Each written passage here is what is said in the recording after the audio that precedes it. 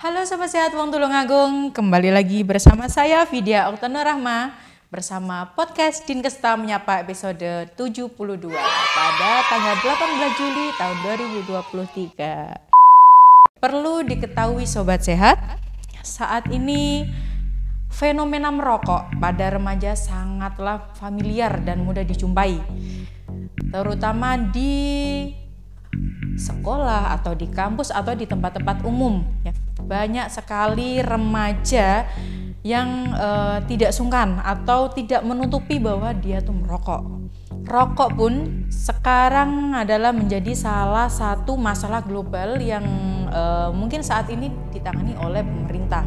Karena menurut TCSC sebanyak 69% dari jumlah remaja di Indonesia adalah seorang perokok aktif yang mulai merokok kisaran usia 10 atau 11 tahun, yang itu masih terhitung usia anak-anak karena itu masih SD, masih SMP. Nah, kemungkinan besar mereka yang merokok di usia muda nanti akan menjadi perokok berat di usia tua ketimbang orang-orang yang mulai merokok di usia tua tersebut. Terkait hal tersebut Sobat Sehat Tulungagung, kita akan bahas tuntas tentang remaja dan rokok. Nah, jadi tema podcast kita pada siang hari ini adalah remaja tidak ngebul, tidak gaul. Masa iya? Kok bisa ya? Sobat Sehat Wong Tulungagung, kali ini saya bersama seorang narasumber cantik imut-imut gitu ya, masih imut-imut. Dia adalah seorang dokter dari salah satu puskesmas di Tulungagung. Oke, sekarang kita panggil narasumber cantik kita yaitu Dr. Emi Ana Wijayanti. Sobat Sehat Wong Tulungagung, Dinkesta Menyapa juga disiarkan di RGR 90,1 FM Tulungagung dan Dinkesta TV. Sebelum kita panggil beliau, kita serbu dulu.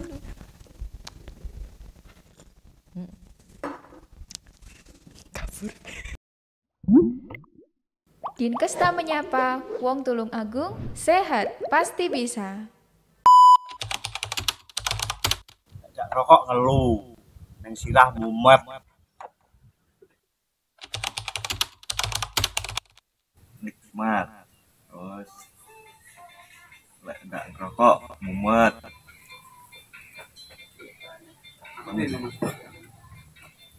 Mengorbitkan kandungan ini rokok yo anu lho Mbak, lek orang ngerokok piye yo, lek wis tau ngerokok lek orang ngerokok kaya mumet, kaya bingung, pokoke intine penak Mas dia mikir ya lek ngerokok Tapi lek tentang rokok, pokoknya lek sing wis tau ngerokok ya Mbak mesti ngalami.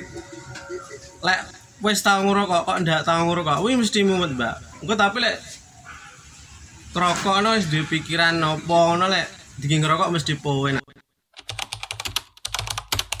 Jadi gini Mbak, kalau tidak ngerokok sehari itu rasanya kurang ya.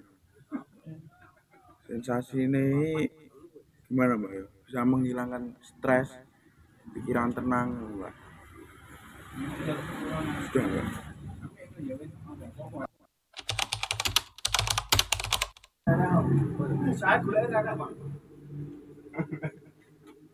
Apa berapa deh? Yo, pokoknya wawancara.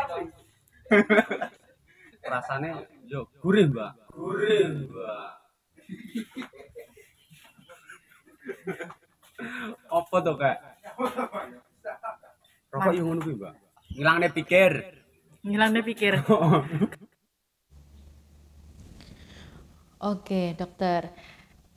Terkait video yang sudah ditampilkan, remaja yang memberikan statement tentang rokok. Ada yang tidak rokok itu mumet, ada yang tidak rokok itu pusing, terus dengan rokok menghilangkan pikiran, dengan rokok menghilangkan stres, rokok rasanya gurih, dan masih banyak lagi dokter.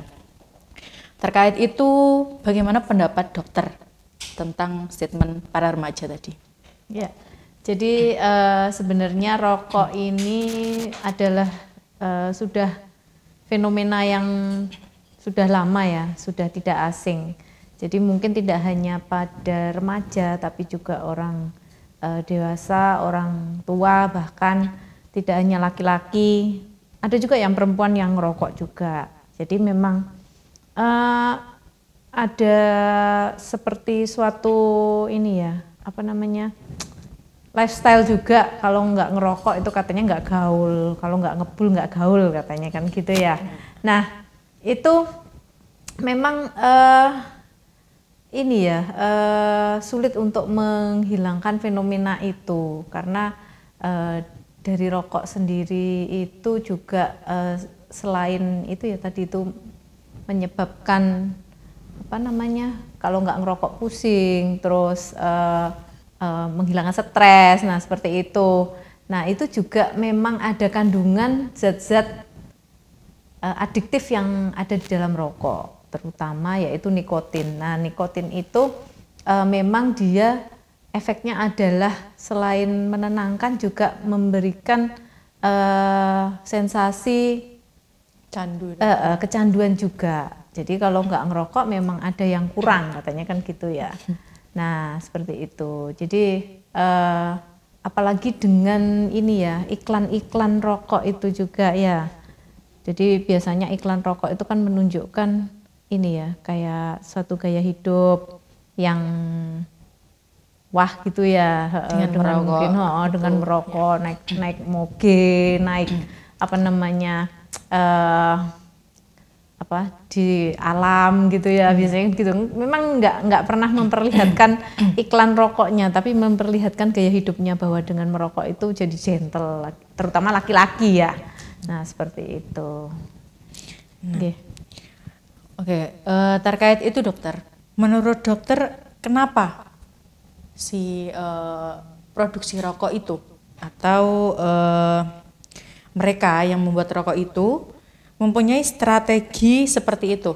Maksudnya strategi dengan pengiklanan rokok seperti yang dokter sebutkan tadi.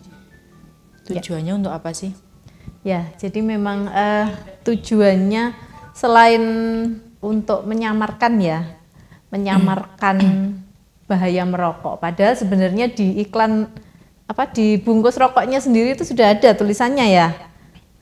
Rokok itu membunuhmu. Kalau dulu kan cuma rokok itu berbahaya, bisa menyebabkan kanker, serangan jantung, impotensi, kegagalan janin dan lain-lain. Tapi sekarang itu sudah jelas tulisannya rokok itu membunuhmu.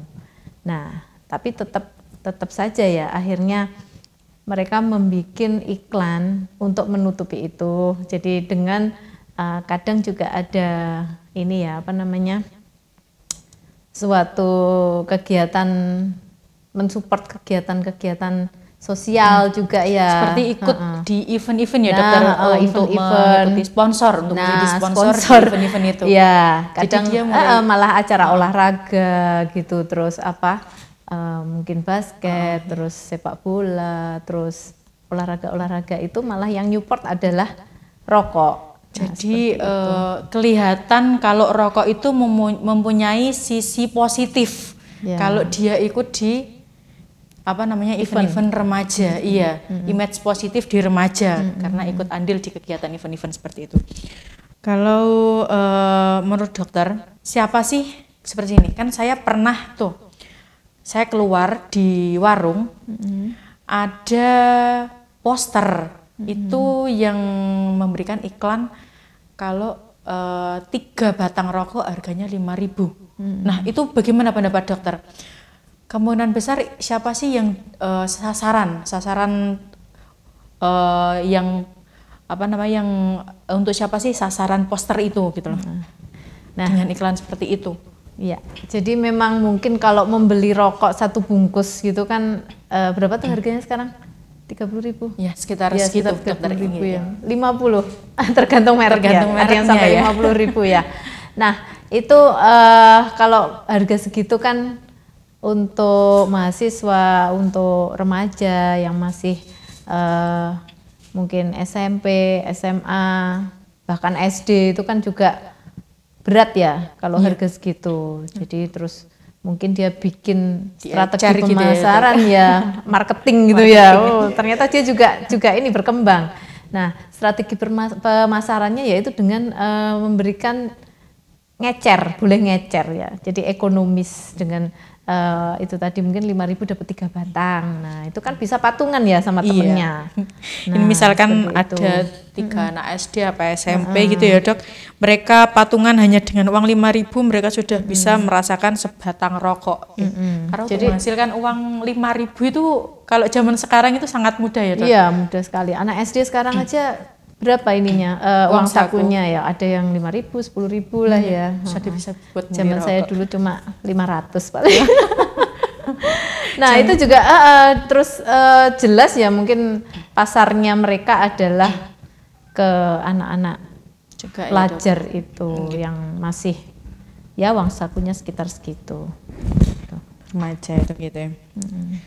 Kalau begitu menurut dokter nih, kan biasanya anak muda itu kan ini beda dari tadi kan pemasaran ya Dok. Ini kita lanjut lagi bukan di dalam hal pemasaran, tapi gini. Biasanya anak muda itu ada yang ditanya, lu kok ngerokok sih? Terus dia jawab, emang kenapa? Gue kan masih muda. Nah itu Dok. Itu kemungkinan besar mereka kan kurang pengetahuan tentang dampak merokok di waktu usia muda. Nah, bagaimana pendapat dokter atau bagaimana dampak dari merokok di usia muda, dokter? Jadi memang kalau dikaji, jadi kalau untuk dampak merokok di usia muda itu masih belum kelihatan, karena dampaknya itu nanti akan bertahun-tahun ya, jangka panjang ya Dok ya. Panjang, iya.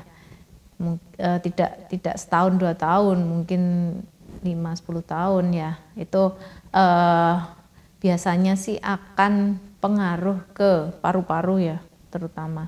Jadi nanti dia ketika dewasa tua itu nanti akan jadi namanya PPOK, jadi penyakit paru obstruktif menahun, bisa jadi emfisema juga.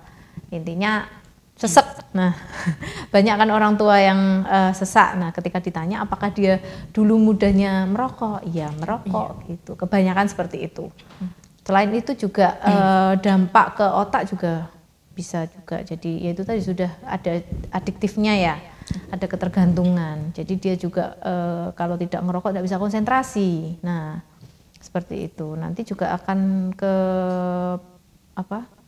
ke usia, ketika dia sudah usia tua juga menjadi pelupa, pikun, nah seperti itu. Terus ke jantung juga, memperberat kerja jantung, ke darah juga. Jadi darah itu dengan merokok itu nanti kan ada yang namanya zat karbon dioksida juga ya di dalam rokok. Nah itu dia berikatan lebih erat dengan sel darah merah dibanding oksigen. Jadi oksigennya itu kalah dengan karbon dioksida. Nah, karbon dioksida itu padahal adalah zat racun ya. Nah, jadi dengan adanya merokok, rokoknya itu mengandung karbon dioksida, dia berikatan dengan sel darah merah, akhirnya oksigennya kalah. Nah, jadinya darahnya beracun. Nah, dia juga sedangkan darah itu beredar ke seluruh tubuh. Nah, itu juga bukan darah yang bersih yang beredar ke seluruh tubuh. Alhasil tidak bisa memberikan pasukan oksigen yang baik ke organ-organ. Seperti itu. Berarti rokok itu dalam jangka panjang bisa menimbulkan penyakit tidak menular ya Dok, beberapa penyakit yang tidak menular itu. Tapi mungkin remaja sekarang ya Dok ya, kalau tidak nyata, maksudnya kalau dia merokok dan dampak dari rokok itu sekaligus terjadi, dia mungkin belum sadar ya Dok ya. Nah ini pendapat dokter, bagaimana sih caranya agar gimana ya orang itu lebih mengurangi rokoknya deh gitu. Bagaimana cara untuk mengurangi rokok terutama pada remaja? Ya. Jadi karena rokok itu biasanya untuk ini ya, apa namanya, awalnya mungkin dia mencoba-coba dulu ya, coba-coba dulu, terus dia ini apa namanya ditawari temennya, terus akhirnya kalau itu tadi kalau nggak ngerokok nggak gaul gitu ya. Nah dia itu takut tidak diterima di komunitas itu, di teman-teman itu, akhirnya dia nyoba ngerokok, terus akhirnya kecanduan. Nah seperti itu. Nah, Tidak salah maskulin satu ya, Dok, ya? iya tidak. Kalau Kamu cowok nggak gentle, kamu nggak ini nggak cowok katanya gitu. kalau Biasanya nggak cowok ya. Kalau Tapi ada nggak juga rokok yang nggak cewek lanang. yang kayak gitu. Nah Iya. cewek juga biasanya dia itu pengen diakui eksistensinya seperti itu. Jadi merasa lebih keren kalau merokok. Nah seperti itu.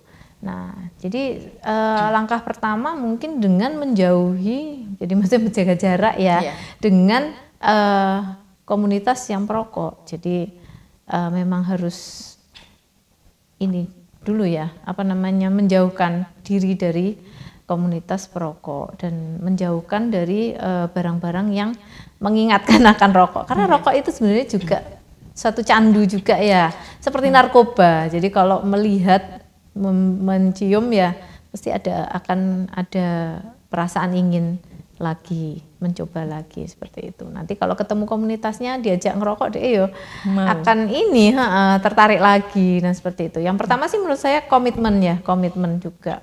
Yakin bahwa maksudnya saya harus berhenti merokok. Nah seperti itu. Kadang kalau apa namanya, belum dari dirinya sendiri, misalnya dipaksa sama keluarga atau saudara atau teman atau pacar mungkin ya, kurang ini ya, kurang niat. Nah dia akan lebih ini kalau dari niatnya diri sendiri. Nah itu mungkin dengan awalnya mengurangi dulu ya, mengurangi yang biasanya mungkin merokoknya 1 pak ya sehari, itu bisa dikurangi gitu pelan-pelan. Karena memang ada efek itu tadi, kalau diputus total dia akan menimbulkan efek withdrawal syndrome namanya. Jadi kayak sakau ya kalau orang apa namanya, orang narkoba itu hampir sama, rokok itu ada zat adiktifnya itu yang seperti narkoba itu tadi, nikotin itu tadi. Karena memang banyak sekali ya Dok ya, remaja itu sekarang misalkan dia mempunyai uang 50 apa 30 ribu gitu ya Dok ya, daripada dia beli makan, mending dia beli rokok. Nah itu Dok. Jadi rokok itu seakan-akan jadi apa ya, pokok lah. Ya, kebutuhan pokok. Kebutuhan pokok bagi remaja itu Dok ya. Oke. Ya. Jadi itu yang harus diluruskan. Karena memang rokok itu menimbulkan efek kenyang juga ya, karena otaknya itu tadi distimulasi, jadi ada perasaan kenyang dia, jadi sudah tidak membutuhkan makanan. Nah, padahal untuk hidup dan berkembang, tumbuh dan berkembang ya, itu kita butuh makanan, bukan butuh rokok. Nah, akhirnya jatuhnya nanti akan tumbuh kembangnya tidak maksimal, tidak bisa optimal ya. Iya. Jadi akan jadi generasi yang kalau anak kecil stunting ya, kalau remaja nanti dia akan kalau ya yang cowok juga mungkin kualitas spermanya kurang bagus ya. Kalau yang cewek juga akan pengaruh ke reproduksinya, dia akan jadi kurang nutrisi juga. Akhirnya jadi ketika dia menikah terus dia jadi ibu hamil, kan jadi ibu hamil yang kek ya. Iya. Kurang energi kalori, energi protein, nah seperti itu. Karena dia lebih mementingkan rokok daripada makan, gitu. Oke, monggo dokter diminum dulu. Iya. Boleh.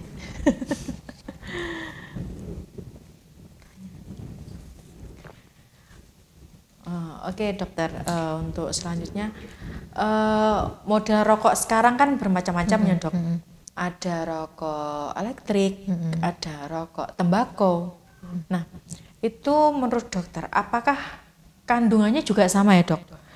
Dan mungkin lebih berbahaya mana? Atau memang sama-sama berbahaya? Ya. Gitu. Jadi ada fenomena ini baru ya dengan adanya rokok elektrik ini. Iya. Jadi memang ada para perokok itu yang beralih dari rokok rokok kretek loh ya, rokok yang dibakar itu ke rokok elektrik dengan alasan ini lebih aman gitu katanya. Padahal juga enggak juga. Jadi sebenarnya sama berbahayanya. Cuma bentuknya aja yang beda. Jadi kalau untuk rokok rokok yang kretek itu memang kan dibakar. Dia menimbulkan asap yang baunya seperti itu ya, menyengat gitu ya. Kalau sedangkan vapor rokok elektrik itu asapnya wangi ya, ada yang berbau, ada baunya, ada buah-buahan, ada yang Oreo, ada yang rasa bubble gum seperti itu. Jadi kayak kita yang di samping itu otomatis sedikit terpikat sama baunya, Dok. Tapi tanpa kita sadari kita juga menjadi perokok pasif ya, Dok ya. Betul. Karena kena asapnya meskipun itu rokok elektrik ya, Dok. Betul. Jadi rokok elektrik itu cuma beda bentuk aja, tapi kandungannya sama, ada nikotinnya. Nah, itu yang paling berbahaya. Seperti itu. Sedangkan rokok elektrik itu kan dia ada pemanasnya ya. Ada pemanasnya, ada cairannya itu namanya gliserin ya. Nah, gliserinnya itu yang dipanaskan akhirnya menimbulkan asap itu ya. Nah, seperti itu. Nah, itu juga ada efek meledak juga. Bisa meledak kalau baterainya itu terlalu full dicas, terus tidak tahu ya, terus akhirnya konslet, bisa meledak.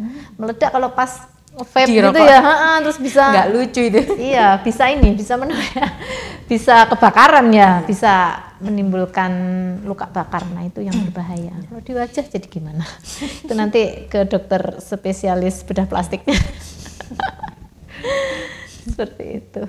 Terkait tadi ya, Dok, kan kita sudah membahas tentang iklan rokok ya, strategi iklan rokok. Terus kita juga sudah membahas tentang dampak dari rokok, macam-macam rokok. Dan satu lagi tadi kita juga membahas tentang bagaimana cara untuk mengurangi remaja untuk merokok. Untuk selanjutnya, Dokter, ini bagaimana pesan dokter terhadap kaula muda nih yang merokok? Gimana, Dokter? Monggo. Ya. Pesannya ya. Jadi kalau belum mending enggak usah. Gitu. Kalau belum merokok mending enggak usah, karena rokok itu akan menimbulkan ketergantungan, kecanduan. Nah, seperti itu. Dan lebih baik kalau sudah merokok lebih baik berhenti, karena efek jangka panjangnya itu nanti akan berbahaya. Berbahaya bukan hanya untuk dirinya dia sendiri, tapi juga untuk orang lain, untuk lingkungannya juga. Kalau efek jangka pendeknya ada, Dok? Efek jangka pendek, ya yang jelas mungkin dari ekonomi ya. Oh iya. Jadi dengan dia beli rokok itu ya uangnya kan yang seharusnya bisa dipakai untuk beli makan, untuk beli mungkin kalau dikumpulkan dia bisa beli handphone ya, bisa beli laptop baru. Nah, itu jadi dibakar uangnya, jadi kan ya hilang lah uangnya. Ya, seperti misal merokok bikin miskin. Nah, iya, merokok bikin miskin ya, Dok. Misal satu hari aja kita bisa, janganlah, kalau satu hari aja mereka rokok itu habisnya 30.000, itu dikali 30 hari, dikali 12, berapa, Dok? Itu sudah banyak ya? Iya, sudah banyak itu. Lumayan itu. Apalagi kalau setahun ya, setahun lah buat beli handphone itu dulu. Bisa. iPhone ya. Handphone yang sekarang hits banget gitu ya. Oke, kesimpulan pada podcast Dinkes Menyapa episode 72 ini yaitu remaja perokok itu adalah disebabkan oleh beberapa hal, terutama di lingkungan, di keluarga ataupun beberapa iklan-iklan rokok yang terpajang di tempat-tempat umum di wilayah-wilayah sekitar kita. Oke, dan dampak rokok itu sendiri memang belum disadari sama pemuda atau remaja dikarenakan memang tidak terjadi secara langsung. Jadi Sobat Sehat Wong Tulungagung, hati-hati dalam rokok, hindari rokok karena rokok bisa membahayakan kita dan memberikan efek penyakit tidak menular dalam jangka panjang. Terima kasih sudah mengikuti podcast pada siang hari ini. Jika ada pertanyaan, boleh tanya di bawah ini, oke? Saya punya pantun. Mendayung perahu ke pulau seberang, melihat gunung tinggi menjulang. Sobat Sehat Wong Tulungagung tersayang, sampai ketemu di episode mendatang. Oke. Ingat, Wong Tulungagung sehat pasti bisa.